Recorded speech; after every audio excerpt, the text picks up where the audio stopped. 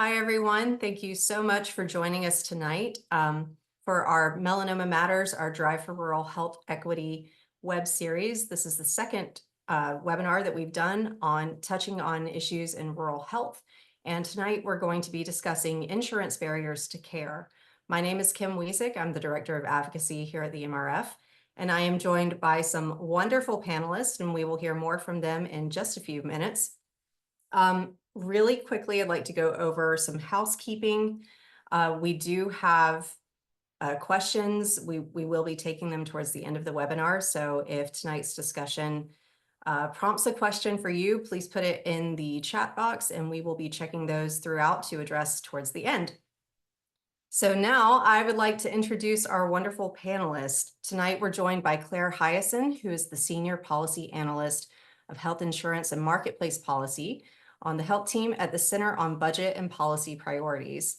Her work focuses on promoting federal and state policies that improve the affordability and accessibility of the Affordable Care Act marketplace coverage. Prior to joining the CBPP, Hyacin served as a research scientist in the Department of Health Policy and Management at the George Washington University. In this role, she researched and evaluated policy approaches aimed at reducing uninsurance, incentivizing high-value care, and reducing health disparities. Previously, she served as media and communications manager at Cancer Care, where she coordinated efforts to educate people with cancer about consumer protections established by the ACA. And I'm also joined tonight with Dr. Mark Holmes. He's a professor in the Department of Health Policy and Management in the University of North Carolina Gilling School of Global Public Health, and director of the Cecil G. Shep Center for Health Services Research, where he's also the director of the North Carolina Rural Health Research and Policy Analysis Center and the co-director of the Program on Healthcare Economics and Finance at the Cecil G. Shep Center for Health Services Research.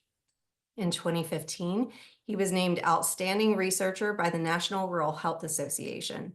Previously, he was vice president of the North Carolina Institute of Medicine, where he gained experience in North Carolina health policy. He previously served on the board of the North Carolina Health Insurance Risk Pool. His state policy work led to his 2010 Healthcare Hero Rising Star Award from the Triangle Business Journal. He is a member of the editorial boards of the Journal of Rural Health and the NCMJ. And hopefully, coming soon will be Representative Kelly Cassidy, who's worked both as an advocate and a professional on issues such as choice, equality, social justice, access to quality healthcare, and childcare. Whether fighting for the rights of women and the LGBTQ community as an activist, working for a smarter criminal justice system within the state's attorney's office, or ensuring that her 3 boys have safe spaces to play in their community, she's devoted the last 2 decades to making government more accessible, efficient, and effective. Cassidy's combination of nonprofit sector, state, and local government experience provides her with a unique perspective, expertise, and understanding that empowers her to serve as an outstanding representative for the 14th District of Illinois. So thank you all so much for joining us tonight. Why don't we dive in? We have a lot of ground to cover. Claire, let's kind of start with how insurance on a good day for anyone in this country is a very complex and convoluted thing to navigate, right? We all have different policies. There is a lot of nuance from one policy to the next. And then we also have, public health insurance like Medicare, Medicaid.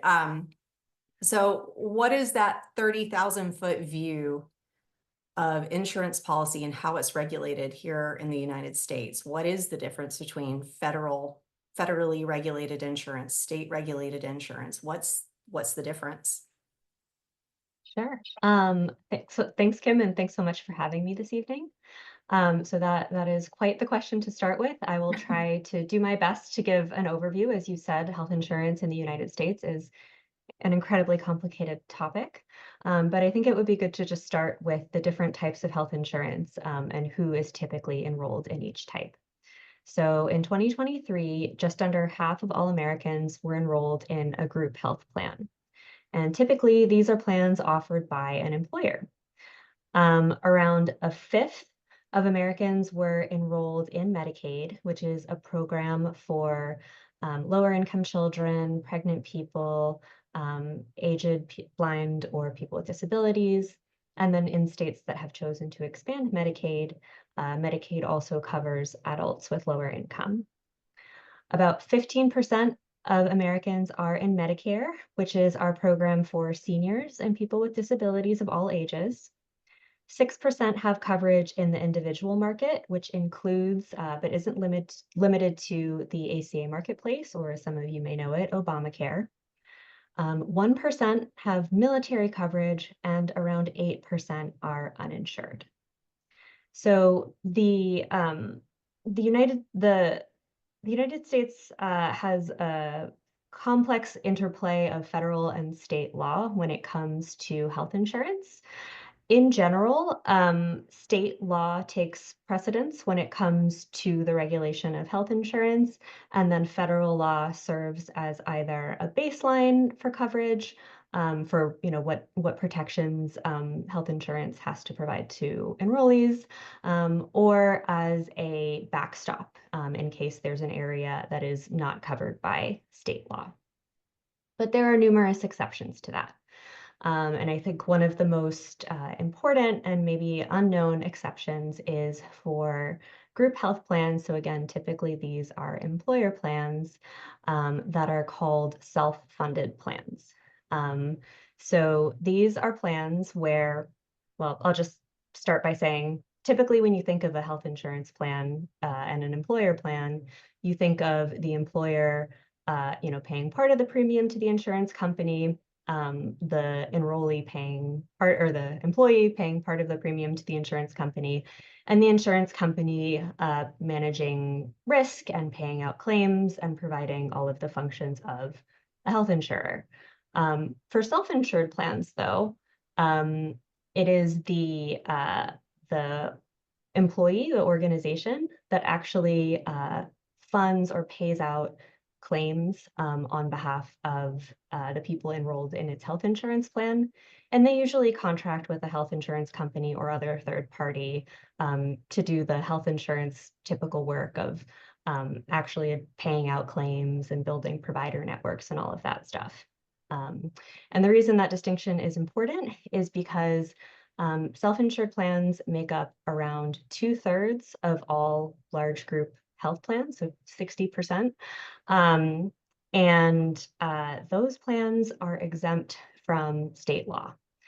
But there are still things that states can do to impact health insurance for people in other types of coverage. So state law will apply to large group plans that are fully insured, so that remaining approximately 1/3. It will apply to Medicaid programs, and it will apply to the ACA marketplace. Well, thank you. Yeah, we weren't kidding when we said health insurance is complicated. And just out of curiosity, if somebody does have one of those self-insured plans or self-funded plans, excuse me, will they necessarily know that? Will that be in their, new hire policy or their annual benefits? I know a lot of people are going through that right now. Yeah. All right, so we've set the stage. We understand health insurance is complex. Where do rural patients kind of fit in with that breakdown? There's obviously this mix of insurances that contribute to the broader running of the healthcare system. And rural patients have, some unique, I think, makeup. You have a lot of small businesses. You have a lot of, people who are maybe struggling. What is that kind of rural makeup? What do most rural patients have for their insurance, if they have any at all? Yes. So as is the case nationally, most patients or most people in rural areas are enrolled in private coverage. So typically that would be that large group employer coverage, but at lower rates than people in urban and other areas. Medicaid also plays a particularly important role in rural areas, covering around 1 in 4 people. And Mark, I believe you have some research on that. When we think about rural means different things to different people. And when you talk to someone in New Jersey, what they think of as rural, that's a very different picture for someone from North Carolina, for someone different from Montana, and different from Alaska. And so the notion of rural that we use, it's a continuum, but we can't base federal or state policy on what people think and people's impression. So we have these various definitions. So the map here at the bottom left represents this sort of degree of rurality, and you can sort of see the hottest parts are our most urban areas, and it gets cooler out to the dark green, which is our most rural counties as classified by the Centers for Disease Control. So if you were to look across those 6 different levels of rurality, um, the area that has the highest concentration of private insurance, as Claire was mentioning, are going to be what we call the fringe areas of the large metro areas. So these would be mostly suburbs in the way we think about it. That tends to have the best profile or health insurance mix in terms of the private. Generally, we believe that private is the most generous coverage. Public is better than nothing, but doesn't give you often the same number of options that a private plan does. But once you get past the suburban counties, the more rural you get, the smaller the urbanized area, the more isolated the community. You have this decreasing rate of private insurance health coverage, which is somewhat mitigated by public insurance, picking up some of that slack. But we also see the increasing in the uninsured. This is all that what Claire referred to as well. The drivers of that, of course, are multifold, and Kim did the reading. The number of small businesses in rural areas certainly is one driver there of the lower rate of insurance coverage. We know that the larger the employer, the more likely they are to offer and be insured through the employer, and often more generous from the family. So your smallest firms may offer it to the employee, but may have prohibitive cost to expand it to the rest of the household, for example. And then what are some of the reasons that we have this increasing coverage of public insurance in rural areas is correlated with the mission of both Medicare and Medicaid. Medicare is generally, it has multiple ways you can qualify, but the most common, what everyone thinks of, is being 65 or over. And we know that rural communities in the United States tend to have older populations. And so that's one driver of why rural communities have more public insurance program coverage. And then the other is Medicaid, which is designed for, again, as Claire mentioned, lower income. And so given that all other things equal, rural communities tend to have lower incomes, we have a higher rate of eligibility there. But despite that coverage from the public plans, the health insurance in the or uninsured rates in the most rural communities is higher, and I'm pulling up my number here at 10.2%. Claire gave the 8% national average. About 10% of our most residents in our most rural communities are uninsured. So that's 2 percentage points higher, or 25%, depending on how you think about 2/8. So I think that answered, Kim. I think I addressed the question there. If I was keeping up. Yeah. Our very first webinar that we did in the series was about the challenges rural patients face getting screened for melanoma. And we very, very briefly touched on the fact that so all of these insurances reimburse at various rates. And part of the challenge is that Medicaid, unfortunately, reimburses at very low rates. Can you very briefly touch on kind of how that affects the care that a patient's able to, how does that reimbursement piece actually affect a patient's care?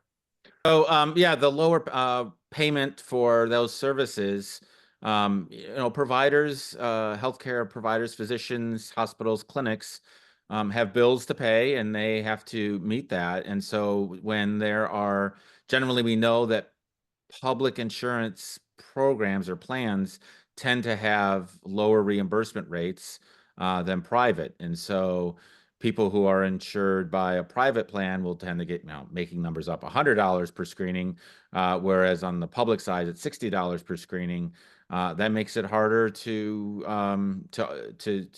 receive that service, particularly if you have clinics who are looking at that saying, well, my cost is $80, and if I'm getting $60 for it, I can't make my payroll if I do that. So they may not take Medicaid, they may not take Medicare. It may be too much of a hassle to work with that. And so the payment rates are an important driver of what services are offered in at your local healthcare provider. And why there might be provider shortages, I assume, in certain areas. Yep, that's right. Yep. I would say yes and no. So I was going to get to this a little bit later, but research has shown that states that have expanded their Medicaid programs are doing better in terms of provider shortages. They typically have fewer hospital closures and improved access to care. And that's because providers that take Medicaid, or that providers where there are like larger concentrations of Medicaid patients are getting paid for these folks, whereas otherwise in states that have not expanded Medicaid, for example, those patients' care might not be reimbursed at all. Yeah, so just wanted to add that. No, I think that's a really interesting point, Claire. Where do we stand with Medicaid expansion? How many states? Because obviously all 50 states have a Medicaid program. Some states expanded the number or the types of people who qualify to receive Medicaid benefits. Where are we? How many states have expanded? How many states have not? Do you think there's any kind of ground? Is the political climate one where we're likely to see any more states join the expansion states? Yeah. So currently most states have expanded Medicaid, but there are 10 holdout states that have not. Most of these states are in the South with sizable rural populations, so that again does complicate people in rural areas access to care if they don't have that coverage. And again, if providers in their area, you know, not just aren't getting reimbursed adequately, but really aren't being reimbursed at all for these patients. In terms of what the political future is for expansion in those states, I mean, we remain hopeful. We're fighting, trying to put information out there about the health and economic benefits of Medicaid expansion, but time will tell. All right. Well, that's I'm originally from South Carolina, as we discussed before we hopped on our webinar here. And I know South Carolina is unfortunately one of the states that has not expanded. And it's been about 3.5 years since I lived there. But we also had about a 10% uninsured rate. So that's in a state of 5 million people. That's a lot of people who don't have regular health insurance, which determines their ability to, receive care. So it does, we're talking about all of these issues kind of at the macro level, but I think it's important to remember these are real people. Every statistic comes from real people with, families and lives, and they're valued members of our community. So we are fully invested here at the MRF in ensuring that when we do this advocacy work, we represent the totality of the melanoma patient community. I know Rep. Cassidy has joined us, but is trying to get set up here. They're having some weather up there. So I'm going to kind of pause on, well, I think we can maybe start addressing this question. And I'm interested to hear Rep. Cassidy's thoughts on this too, given she's got a very personal connection to melanoma. But how does this kind of environment, this insurance environment, what does it mean with, and Claire, I'll start with you just because you come from a cancer background as well. So, you know, we hear stories of patients every day who struggle to afford their care, or who in the span of their cancer treatment, they go into bankruptcy, they lose their home, they've exhausted their life savings. Um, you know, how is it that even with insurance, things get so out of control, so outrageously expensive so quickly?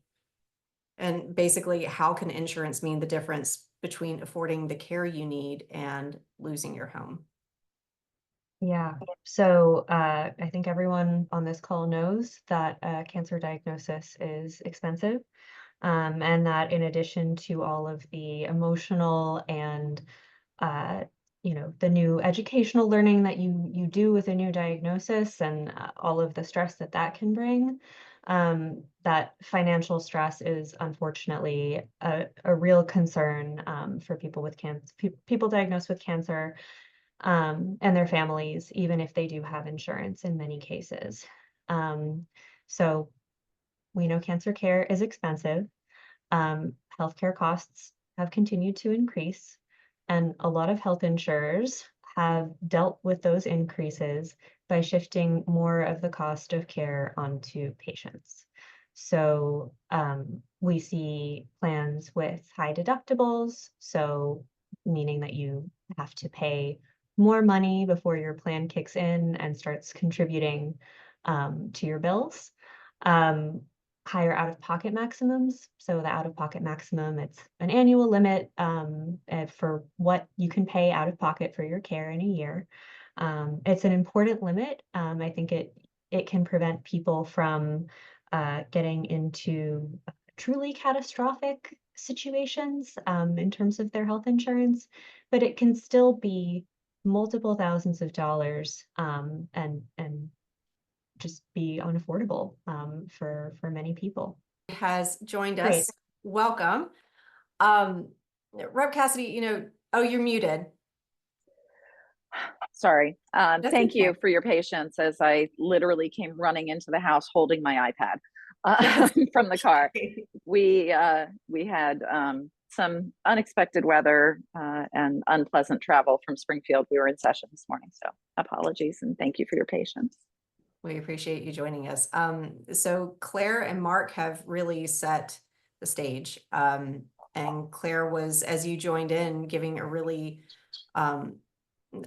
comprehensive answer as to, you know, even with insurance, why the cost of care is so expensive. I'm interested, you know, when you talk to your constituents, and you have a personal connection to melanoma as well. Yeah, absolutely. So, you know, what on the lawmaker side, what does that look like? What, you know, what are you hearing from your constituents? What is the legislative chatter about all of this? You know, this issue is one that obviously goes well beyond melanoma in terms of just the cost of accessing care. Generally, people going into medical debt. These are the things we hear about a lot. We hear, you know, I get complaints that, yeah, there's no copay for this, but there are copays for the treatment and it's very high. And, you know, I almost wish I hadn't found it, kind of thing sometimes, you know, people who are, these are folks who are used to budgeting care. And I don't mean budgeting the money for care. I mean budgeting care. And you know, deciding what is and isn't absolutely necessary for them to do. And so, you know, I think that, you know, the number of folks who carry medical debt is something that we're all hearing about. You know, on the state legislative front, you know, we have minimal capacity, and I heard some talk about this at the beginning when I was able to tune in. You know, we have minimal capacity to regulate insurance coverage issues. You know, we are limited to state regulated plans, which are not the majority of the plans. And so, you know, we have to find other ways to be helpful. You know, we have to, you know, like we did in the spring, we canceled a ton of medical debt. I believe it was about $75 million in medical debt was canceled for people in Illinois as part of our budget. So pieces like that, we're always looking for, you know, what are the places where we have leverage, you know, whether that is, you know, trying to find ways to incentivize doctors to accept Medicare and Medicaid, in particular specialists. That's really a challenge. You know, I heard folks talking about access in rural areas, and that's a huge issue. And it's one that telehealth doesn't really solve much for. You know, in terms of a derm exam, you kind of want to be there. And so, you know, the things that we're using to help rural access aren't always going to work for some of the kinds of care that are so desperately needed in parts of the state. So we have to look at things like incentivizing providing care in rural areas, making it easier to get your license in rural areas when you come from another state, things like that. You know, we have to find our levers. And, you know, Claire and Mark kind of spinning it back to what the research shows. What about, we've talked about private insurance, you know, what about the public side, the Medicaid side, the Medicare side, Medicare Advantage? When you're on public insurance, is this a concern? I can start off here with kind of a broad answer to that question and kick it over to you, Mark, for more insights on rural communities specifically. So I'll start with a bit of good news, which is that in Medicaid, so it's a program for lower income people, cost sharing is very limited. That unfortunately, we're talking about public insurance, we're talking about Medicaid and Medicare, and the high cost sharing, so the high deductibles or out-of-pocket maximums can still be an issue for people with Medicare coverage. And as is the case with a lot of types of health insurance these days, unfortunately, it's not just a problem in public health insurance. Narrow provider networks can be a problem for people with Medicaid, meaning that it can be hard for people to find a doctor or a hospital that they like or that has availability to treat them, and that's also covered by their health plan. And that problem is, of course, and I'm sure Mark will speak to this in more depth, but that problem is exacerbated in rural areas where people are often already traveling long distances in order to get care. Yeah, and I want to take that in a slightly different direction, and that is we've been talking about the role of health insurance to pay for health care, but health economists have not done a great job in really understanding that the cost of a chronic condition goes well beyond that of the health care. I've had family members, you know, who've had to get radiation, for example, for their cancer, and driving 1 hour each way, 5 days a week, 5 weeks in a row, that's a lot of gas and a hotel. People have to leave, you know, not go to work if you are losing your hair from, you know, from your chemotherapy, that, you know, wigs are often not covered. And as much as we're talking about the challenge with reimbursement of health care costs, there's much more to it beyond that that we really, I'll say we've known about, but haven't really done a good job measuring, and that's really become a much bigger focus over the last decade or so. So yeah, this term is often called financial toxicity, which is a nice term to recognize that we think about toxicity in lots of ways, but the notion of financial toxicity is another one, and that is how it affects your you know, your opportunities for recovery, and that this ability is, as Representative Cassidy mentioned, budgeting care. That's at its core often because I don't have the finances to pay for that care. And maybe if it's even if the health care is reimbursed, again, my stepmother was basically trying to go to her church and saying, I need gas cards in order to go back and forth every day, kind of thing. And that adds up really quickly. So a couple have mentioned about this notion of rural and the distance component. There's a lot of challenges that rural residents offer in seeking care. And the easiest one to understand is this distance. But as Kim also mentioned, it's supply, it's how many primary care physicians do I have in my neighborhood? If my hospital is local, you know, and it's stayed open, it probably doesn't offer the same set of services. So I'm often traveling further, seeing, not getting the services I need and the timeliness I need. So here's a notion of this financial toxicity element, and what the authors have done here, it's not my study, but have broken out by 4 different income buckets and show that at each one of these incomes levels, financial toxicity among the rural residents, which is the darker gray, is higher than among the urban. Even at high levels at 75,000 plus, you're still seeing that gap, and that the rural residents are more likely to report this financial toxicity. And again, the easiest way to think about that is that gas multiple times to deal with. Yeah, I think I've pretty much covered that. Oh, Kelly, you look like you're raring to go for something. No, I'm glad that my dog has finally stopped barking, because he's 150 pounds and very loud. But I'm just nodding enthusiastically with Mark, because we don't contemplate all of those other pieces that go along with it. There's not really a mechanism for us as a government to do something about it, but we can and should be contemplating that when we talk about the ways that we address healthcare costs, for sure. Well, I know, just to, kind of tack on some of our own data, most of this rural webinar series is focused on cutaneous melanoma, so melanoma of the skin. But at the MRF, we represent all melanomas, so not just cutaneous, but also the rare subtypes like ocular. And we have a vision registry for ocular melanoma, which is a patient registry. And one of the findings we've had reported on from our patients to us is that for metastatic uveal ocular melanoma, over 50% of our patient survey respondents were traveling over 500 miles for metastatic disease. That's a lot of flights, that's a lot of hotels, that's a lot of gas. Yeah. It's an acutely felt, I think, challenge for anyone in a rural community when that disease is rare and there might be a handful of specialists in the whole country. It's even more of a challenge. A lot of cancer care tends to be concentrated in academic centers of excellence.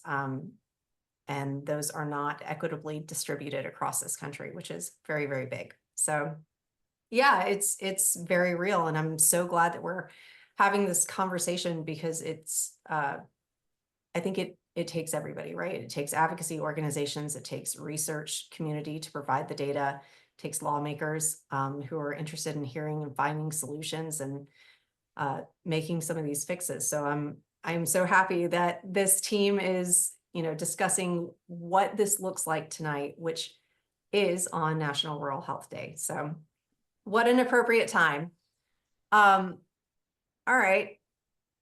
You can't afford your care, now what? If you don't have insurance, if you've got one of those $15,000 deductibles, what do you do? Do you go without? Do you crowdsource or GoFundMe? Like, what solutions are even out there for patients? And I'll turn this over to anyone who really wants to jump in here. I mean, honestly, the answers, you've given the answers, right? You Yeah. desperately search for a solution, and you budget care, and you figure out what you absolutely have to do, and then you hope that you can live on that. And things are, everything is exacerbated by that lack of access, right? By the rarity of specialists in rural areas, the cost of coming, even within Illinois, coming from, far southern Illinois to Chicago is no small task. I mean, I just came from central Illinois, and it was not a fun trip. Complete with weather. Complete with weather. But yeah, like, we all see the GoFundMes, right? We all see the desperate pleas for help. And that's no way to run a railroad, man. Like, that is not what a civilized society ought to be doing. Yeah, just to echo Representative Cassidy, one of the effects that we see when people are, know that they can't afford the cost of their care is rationing. And, there's a deterrent effect. You see a lot of people delaying or foregoing care altogether, which can have negative health impacts. There was a survey released by an organization by the Commonwealth called the Commonwealth Fund recently, actually, that looked at this phenomenon of people who are underinsured. So kind of like we were talking about before, people who have insurance, but the design of that insurance still exposes them to very high costs. And that survey found that among underinsured adults, 57% of people had said that they avoided getting medical care because of the cost. And from that group, around 41% said that they had a health problem that worsened because of it. And as someone said earlier, like each of these statistics is, you know, they're not just numbers. Like I have personally heard from folks about like how their health conditions have gotten worse, so in some cases irreparably, and it's heartbreaking. But for those who have already received care, like I do want to provide a couple of available options, because there are some ways to handle these high costs if you're experiencing them. So first of all, if you are receiving care from a nonprofit hospital, they are required by federal law to provide charity care for people with low incomes. Now, each nonprofit hospital has discretion to to kind of define low income as they please. But certainly, if you're a person who is seeking care at one of these nonprofit hospitals or receiving bills from one of them, it is worth asking about charity care. And even for those who are not eligible for charity care, many hospitals will work with patients to create some sort of a payment plan. Again, they're not, I don't want to provide any kind of false assurance, but there are some ways to move forward if you're in that situation. I think that's a really important part to stress. The needs far exceed the resources available, but there are some organizations that have direct, giving to patients. There are some benefit programs that help reduce the cost of prescription medications. There are resources out there. We do have an Ask the Nurse hotline that can help patients navigate some of this, and there are patient navigator programs at many hospitals as well. So if you do have questions like that, please don't hesitate to email us. We will help you look in the right areas, put it that way. And Mark, I believe you've got some, yet again, very good data for us. Well, yeah, before we move on to that, I want to build on this a little bit. And we've all lamented that this approach of finding other resources out there, whether it's GoFundMe or charity care or other support from the hospital, that's far from ideal in a society. But it's even worse than that, in that there's a inequity inherent in those as well. We have this term called health literacy, and that is people's ability to navigate the healthcare system. And if you know that your hospital has a policy, or your healthcare provider has a charity care policy, you can ask about it and navigate all the steps you have to go through to get that, or to get the benefit from the pharmacy that will often have low-cost drugs available for you. But if you don't know about it, you're never going to ask, and it's going to be much harder to access it. Who's going to get more good GoFundMe support? The lawyer who's got a high network of high income friends, or someone who's in a rural community? And which hospitals have more resources that they can provide in terms of gas cards and hotel vouchers? The large academic medical center, or the 10-bed small rural hospital in Southern Illinois? So all of these that we think about, as dire as it is, that we're so much of what we need in order to support people going through this this journey, it's still inequitably distributed, and people have differential access to it. I just wanted to raise that point as well. And I that very much that, that's something we see in a million different areas, right? The people who know how to do a GoFundMe are going to do a lot better on a GoFundMe. I'm also going to put in a plug. Most state legislators are basically frontline social work case managers. Everyone has constituent service support in their office. And in the case of mine, and we all do it a little bit differently, but in the case of mine, we have pretty robust resource materials for things like this, that, you know, groups in our area that can help with X, Y, or Z. I don't sleep on what's available in these offices. You know, I will confess that I frequently do constituent service for folks in more rural areas, because they find me when they Google melanoma or something. But you know, it's better to start with the person who actually represents you. But, you know, feel free to, you know, whether it's about melanoma or some other issue, like, look at who in your state is doing that work, and reach out to them as well, because you may find access to resources that you didn't even contemplate. Absolutely. Your local lawmakers are invested in your community because they're of your community. So Right. excellent point. I did believe, Sarah, can you go to the next slide? Yeah. Mark, do you want to talk about this? Yeah. So the next couple slides I have are probably the most predictable results that you'll see all week, and that is this one shows what survival looks like for those on private, that dark blue that Claire sort of introduces to at the beginning. Private insurance versus Medicaid, the light blue on the far right. Sorry, I screwed the color system up. Sorry. Medicaid is the gold in the middle, and then uninsured is the light blue in the far right. And you'll see that, you know, there's definitely a difference between people who have private insurance and those who are Medicaid and uninsured. So when we talk about how, you know, what are the effects of this, of being on Medicaid or uninsured, or not having access to private insurances plans, it's literally a matter of life and death in some cases, and even among different stages. These are all cancers combined here, not just melanoma, but you can see the pretty remarkable 5-year difference in survival rate here of 10 to 20 points, depending on the stage. Absolutely. I'm curious, Mark, I'm noticing that the uninsured, and it's probably not statistically significant, but they have ever so slightly better outcomes than people on Medicaid.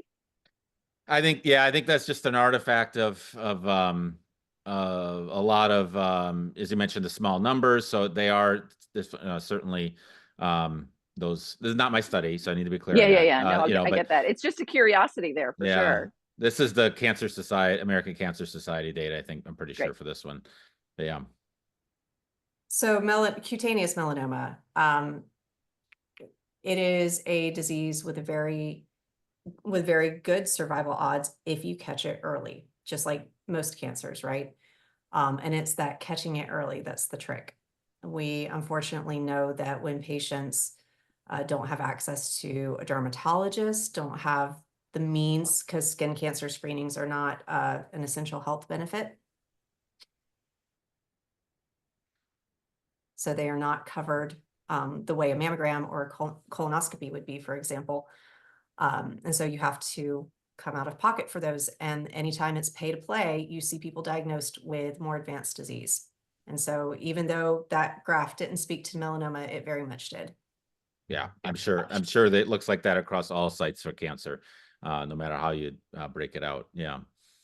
And then this is probably, you know, an especially well replicated finding across multiple studies that rural areas tend to have lower cancer. So the previous slide was on your insurance.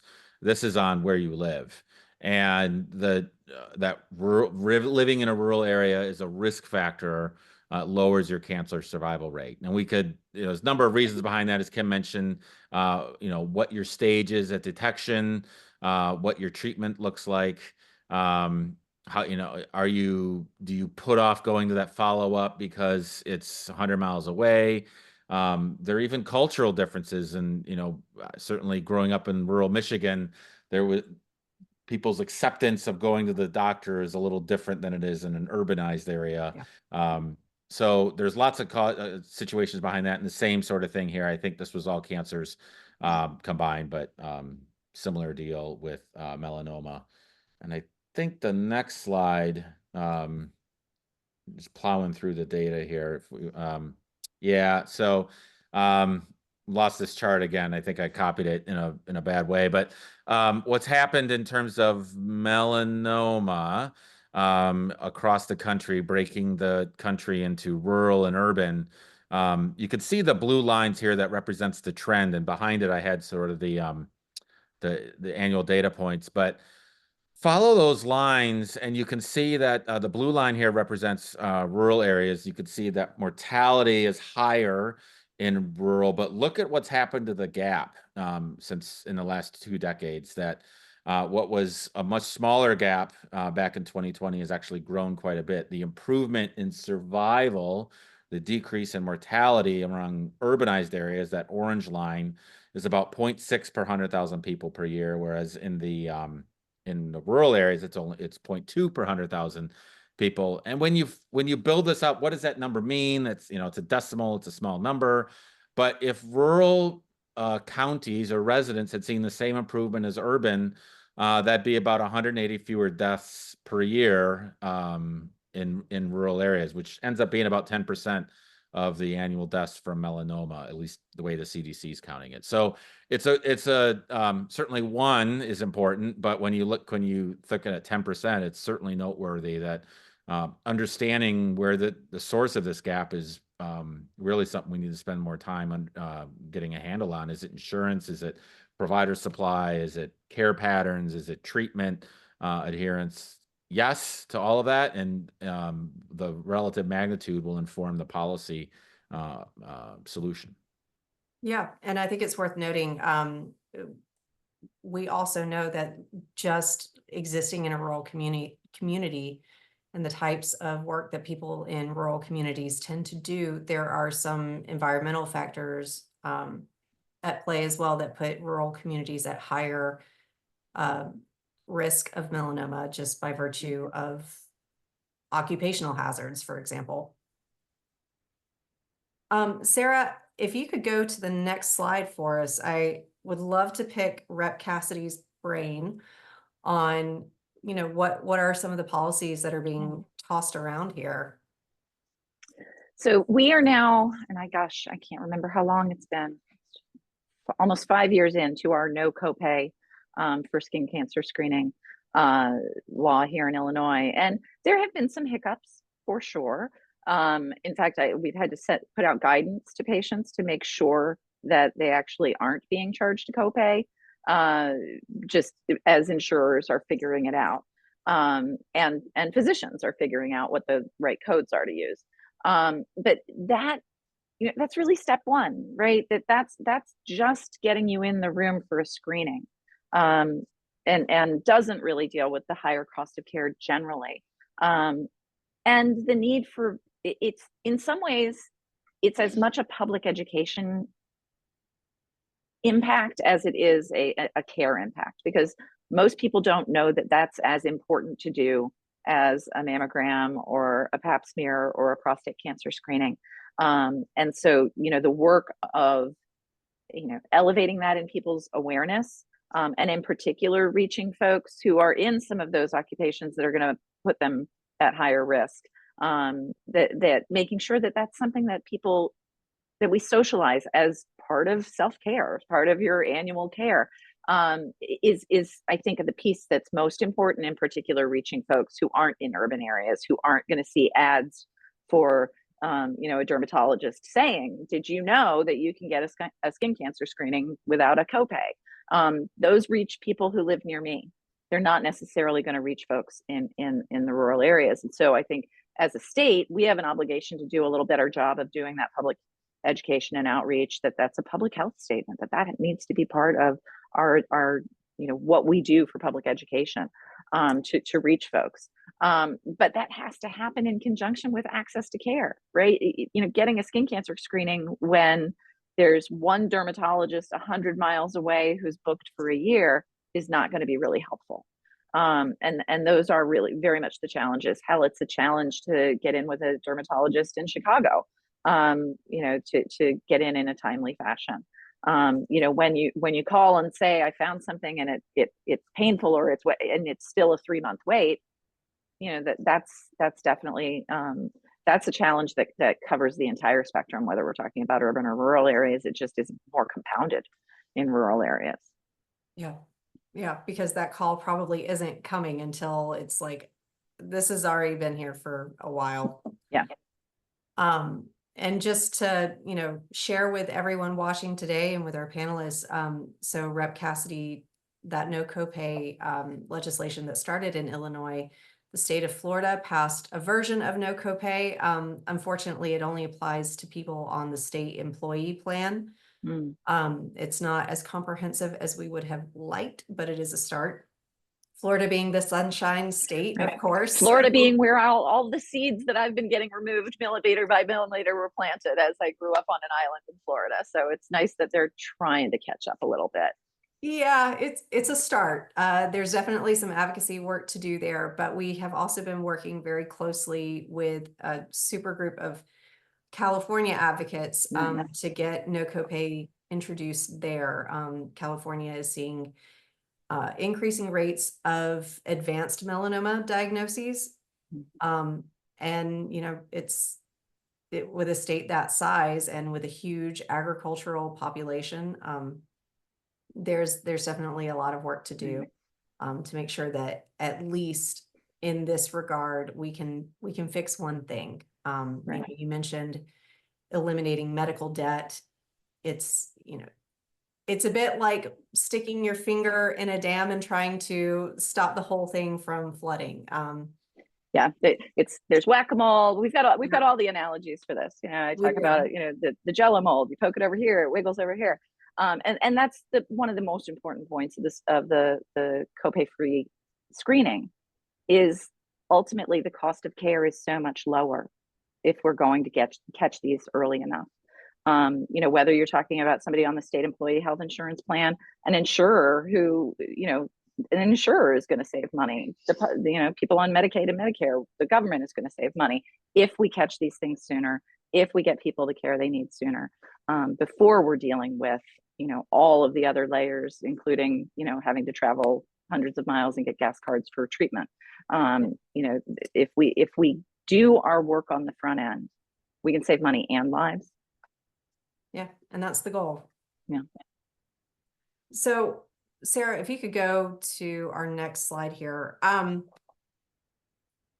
That's, you know, that's kind of the policy dream, right? But why isn't it working? So I will say for the copay free portion of the question, what's not working is the limited capacity for states to impact folks, right? You know, because it's only going to be applicable to state regulated insurance and usually the state employee as well, you're not reaching the bulk of the folks that need the support and care. And so, you know, but these policies, this is how policies make it to the federal level, right? States start bit by bit, do it. It becomes more socialized. It becomes less a question of it being some radical, you know, experimental idea. And then it eventually makes its way up to the federal level. And then we get more coverage and more folks. You know, and some of those pieces apply in terms of addressing care deserts as well. The more we do, the more we find ways that work, the more we find things that work to draw people into providing care in these areas, the better able we are to present a you know, perfectly packaged policy that can be passed on and used in other states and then ultimately at the federal level. And so, you know, we are the laboratories, the state legislatures, and so it's important to keep trying to solve for the issues, right? You know, I'd like us to figure out a way to deal with medical debt in advance instead of just doing it as a, you know, retroactive thing. If we can find ways to keep people from going into medical debt as a state, that would be a great step as well. You know, so for me, it's both and, right? Yeah. Do the thing, keep working on the implementation, work a little harder on making sure the insurance companies understand how it works, make sure the public knows it exists, but also keep pushing further to the next thing. And for me, that is, you know, addressing the care deserts generally, and that's writ large. That's not just related to melanoma. That is, really hearing from people all day, every day, who are having to, travel the length of the state to get the care they need. Absolutely. And, Claire and Mark, I'm curious if you have, especially Claire, you work at the federal level, it seems, largely. And so, federally, what policies aren't working? Why, in the year of 2024, why are we still asking why people go without care? Sorry, yeah, I mean, that is a big question. Yeah, sorry, I need to think about that for a second. That's okay. I know that, some of to Rep. Cassidy's point here, it's kind of a yes and question, right? We have to do a lot in the early detection or prevention space, and it's kind of all hands on deck. It's advocacy, it's public health, it's lawmakers, it's patients themselves, providers, everybody kind of coming together to do that work. And we can't, I think it's a challenge to reform a system that already exists with all of its flaws, with all of its idiosyncrasies. And so you can't reinvent the wheel here. So how do you redesign it instead? Yeah, I mean, I think that certainly a lot of progress since the passage of the Affordable Care Act has seemed incremental, but can be tremendously impactful.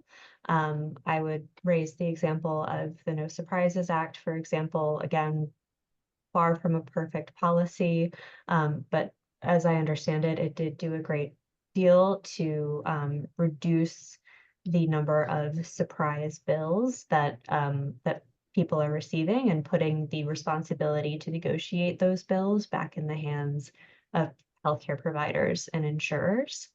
And by surprise bills, I mean like it's kind of a technical term. I know that people are still getting unexpected bills, but the law was really meant to reduce bills that people received if they went to an in-network healthcare facility and then happened to be seen by a clinician who was out of network.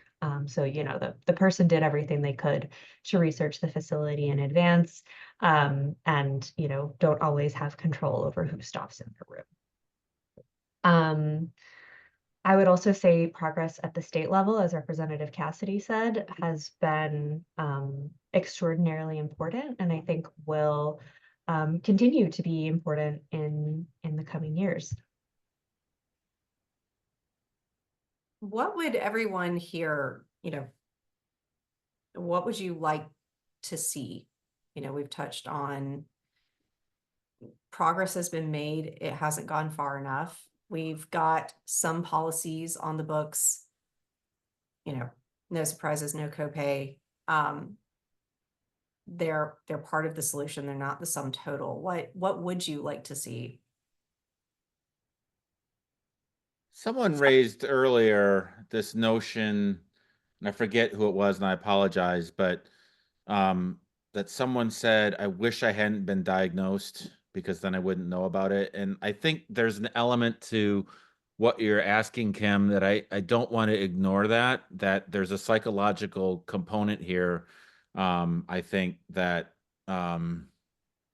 people don't want to find problems that they're not sure what they would do about if they can, and so, we could certainly screening, prevention, early detection are important.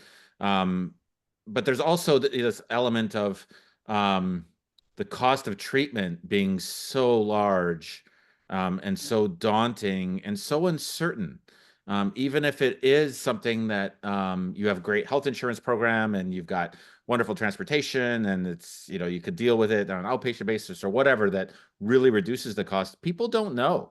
You really don't know what you're getting into when you have a diagnosis, your annual physical, and certainly the first thought everyone has will be about themselves and how their family's going to manage it.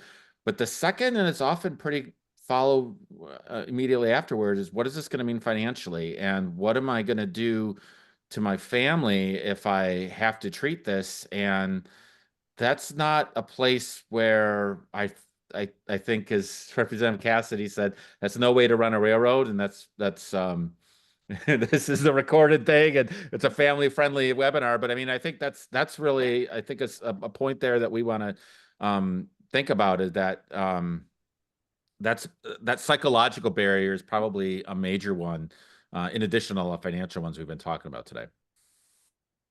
I think it's a really good point. You might be the sole breadwinner. You might have to quit your job to receive treatment. You might be your family's insurance. And a lot of people live with comorbidities, or their loved ones do. And so it's a chain, right? And you break a link and the whole thing falls apart. And I know that the way things are right now feels and is woefully inadequate to what people need. And I think everyone here is in the business of making sure that we are doing what we can to make things better. That's why we go to the Hill every year and we meet with lawmakers. That's why we work with wonderful state lawmakers like Representative Cassidy. To our advocates who are watching, it can feel overwhelming. You can feel really powerless. A cancer diagnosis is a trauma. And there are people who exist because we don't want to accept things as they are. And we have a lot of power as a community when we come together and share our stories and advocate for change. It's not data and statistics that changes hearts and minds. It's your story. And I can't reinforce that more enthusiastically. Whether I'm working on a healthcare policy or a criminal justice reform policy or an LGBTQ policy, my colleagues, it's really, really easy to other something that's a piece of paper, right? It's very simple for somebody who's never budgeted care to think that that's something that only happens to those folks over there. And I certainly don't represent anybody that has that problem. I represent a wealthy suburb, and that person, I guarantee you, has someone who is struggling with medical debt, someone who is struggling with access to care, someone who has lost everything as the result of a healthcare diagnosis. And so those personal stories do more than any of us experts on the screen could ever do to advance good policy. We follow up with the data and the statistics that reinforce that individual story, but that individual story of a person that maybe they know or they know that they represent is going to make a much bigger difference than any of the conversations we can have. Because then they have to deal with, knowing that Gloria talked to them about losing her job and losing her home and not being able to, put food on the table for her kids as a result of a cancer diagnosis. They're going to remember Gloria a lot longer than they're going to remember Kelly, Claire, Mark, or Kim. Yep, absolutely. So getting back to this, what's missing? What do we do? We've talked a lot about, we know there's a problem. We know that it takes active, engaged citizens to fix it. We're about to enter a new Congress, new state legislatures, new administration. Like, what do each of you here want to see in the new 2025? What health policy thing would you fix for rural communities? Medicare for all. Swing for Medicine shouldn't be a business. We should have a right to healthcare. It is a human right. I don't see it happening, not anytime soon. But you know, we should not live in a country where care is rationed. We should not be a society that prevents people from accessing care, that makes people make a choice between dinner and the doctor. Mark, Claire, I'm curious if y'all have any kind of, you know, policy dreams here that, you know, would benefit rural communities or, you know, the patient community writ large. Yeah, so my work mostly focuses on the ACA marketplace, which is a relatively small percentage of how people get healthcare in this country, but an important one. It's where people who don't qualify for any of the other programs and who don't get health insurance or adequate health insurance through their jobs can purchase coverage. So I think in the past several years, we have been advocating for reductions to cost sharing, so those deductibles and out-of-pocket maximums for people in those plans, because those plans are more directly regulated at the federal level than a lot of employer plans are. We've seen some great work at the state level for states that have several states have significantly reduced or even eliminated, in some cases, deductibles for some or all of people enrolled in the marketplace. So, I mean, that type of policy would be hugely helpful. I also am not necessarily optimistic about it getting picked up in the coming years. For rural communities especially, I would press on the importance of expanding Medicaid, whether that is through incentives or you know, collaboration between the state and federal government of some kind. It is it's a lifeline for lower income folks. And in states that have not expanded Medicaid, you have people with very low incomes who, if they don't have an affordable offer of coverage from their job, they basically don't have any option, affordable option at least, for health insurance. Again, I'm not necessarily optimistic on that point either. So I guess finally, something that I am a little bit more optimistic about, which we haven't really touched on yet, is reform to utilization management. So things like prior authorization.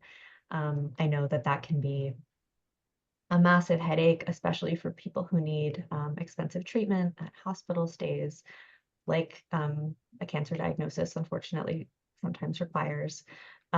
So continuing to work toward streamlining or reducing the incidence of those barriers is something that I'm hopeful to see.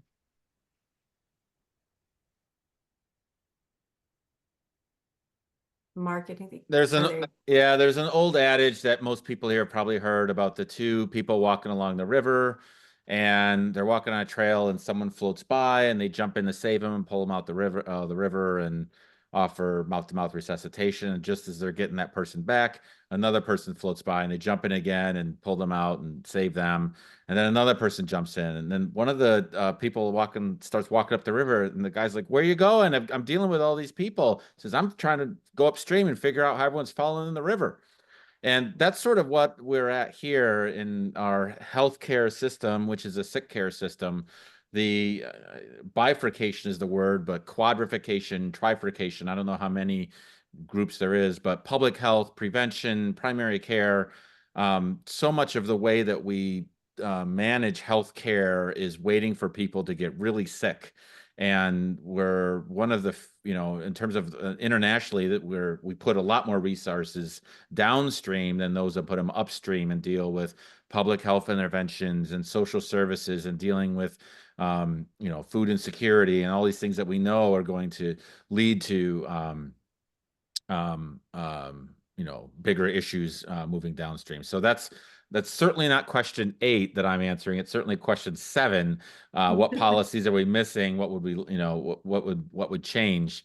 But I think I share Claire and Representative Cassidy's pessimism on sort of the things that they're talking about as well, is that I don't see that coming anytime soon at a federal level or a state in most places. Are any of you, predicting what we will see for rural health policy landscape with this new Congress and administration? And indeed, many state legislatures have undergone some changes too. So do we have any idea of what's coming down the pipeline? So this is less of a prediction and really just taking policymakers and lawmakers at their word.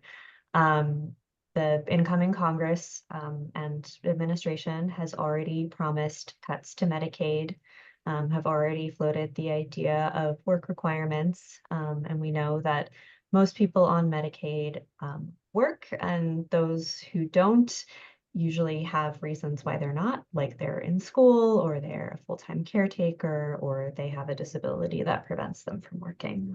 So these work requirements really mostly serve as a barrier for people who have limited time, maybe limited technological literacy to be able to report their work activities. So that's what's keeping me up at night, and I think it's especially important to be aware of given the role of Medicaid in rural communities.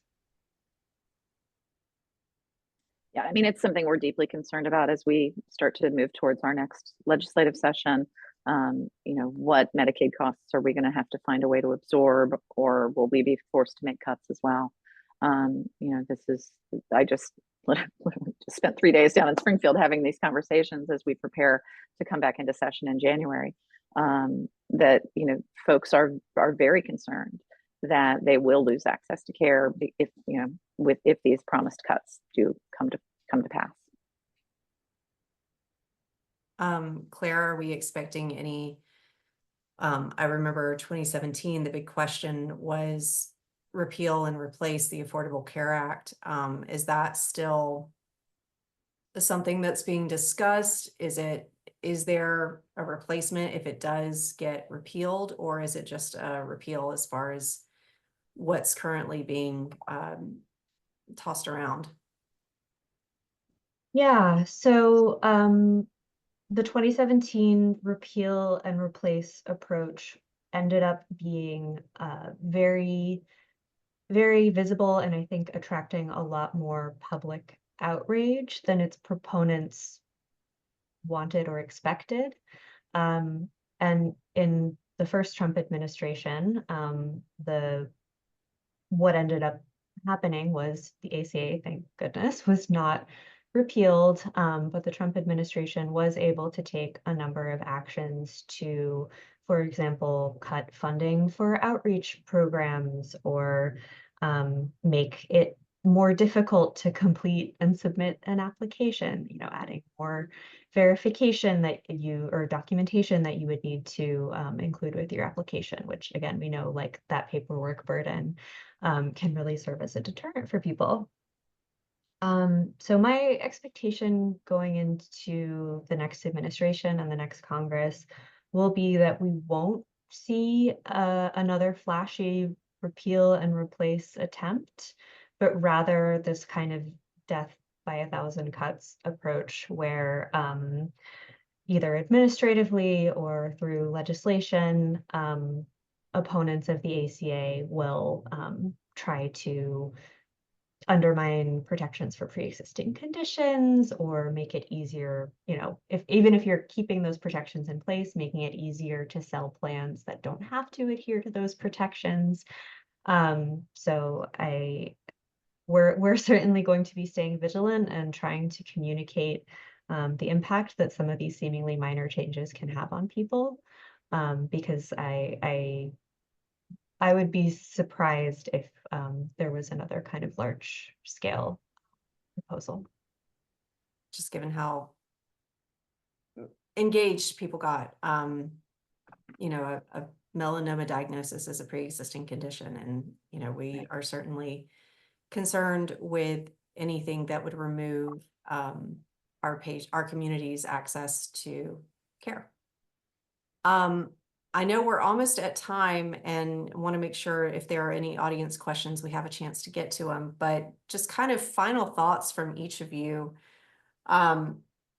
What is the most important thing you want anyone watching today or anyone who's really interested in rural health to take away from this conversation?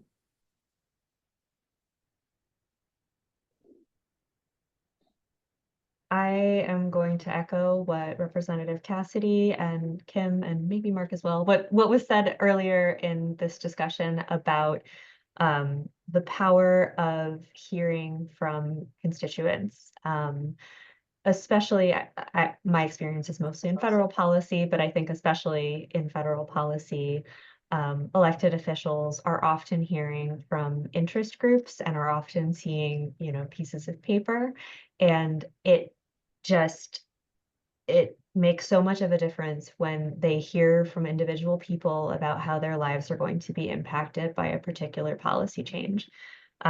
So I know we've spent a lot of time talking about how broken our healthcare system is, how we don't necessarily see things getting better in the coming years, but just really want to leave you all with or empower you to get involved with an organization that is trying to create political change. It could be Melanoma Research Foundation, it could be through another part of your community or like your advocacy space that you're involved in, and just know that your voice is powerful.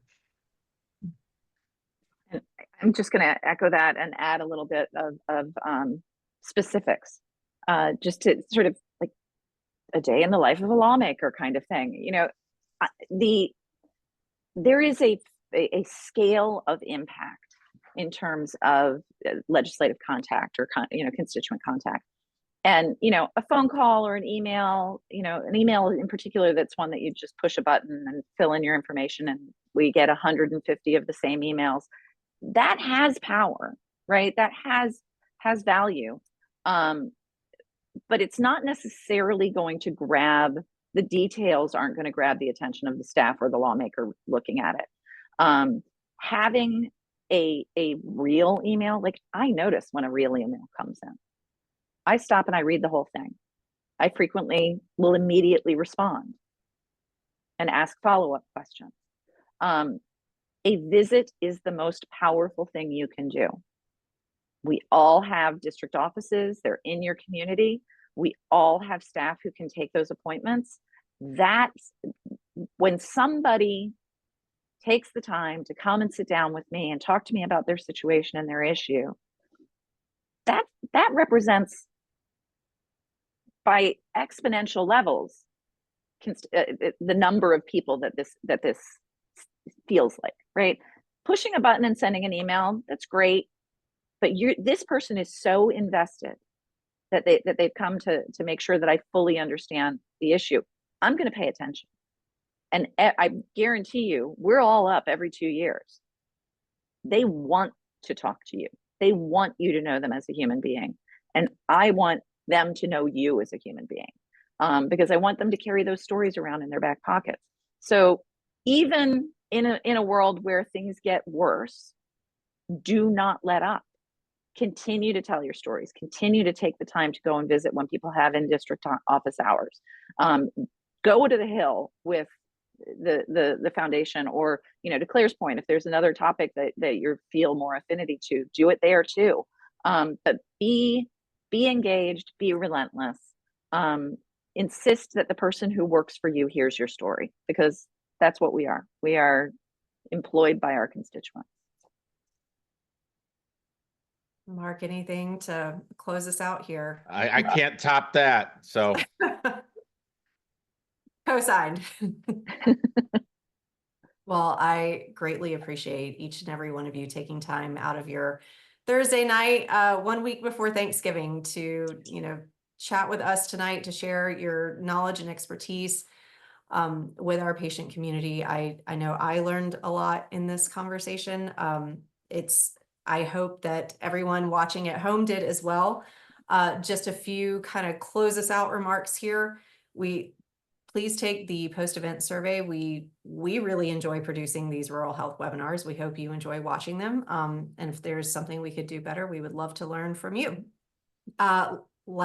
Secondly, Advocacy Days registration is open. You can find that link on the MRF's social media channels.